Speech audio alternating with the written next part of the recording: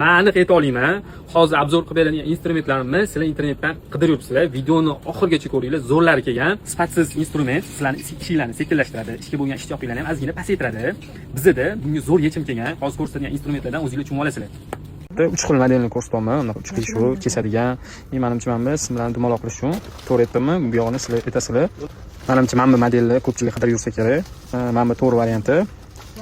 Men ko'p ishlatiladigan varianti bo'lishi kerak adashmayotgan bo'lsam. Buni 2 xil varianti kelgan. Mana ko'rib turganingizda, to'g'risi buni men nimaga ishlatilishini bilmayman. Buni menimcha sizlar o'rgatsanglar kerak menga. Ishlatib o'tganlar bo'lsa agar oringlarda. Ichida mana bu udobniy variant ekan mana shular. Bular 20 ming so'mdan narxi. Buni 2 xil sifati bor. Mana bu sifatlisi eng qimmat ichida mana shu bo'ladi. Mana arzonroq varianti, bu qimmatroq varianti. Kim qanaqa arzonni olsa arzoni, qimmatini olsa qimmati bor. Biladiganlar bo'lsa, bu nisbatan qimmat varianti. Ana dumaloq qilganlardan orqasiga simni bir tekis qilib olib chiqib ketsanglar bo'ladigan variant ekan. Bunaqa konsoldan ham kelgan. Mana bu sifati yaxshiroq varianti, bu arzonchiroq varianti. 2000 so'm, bunisi 4000 so'm. Simori degandan ham kelgan.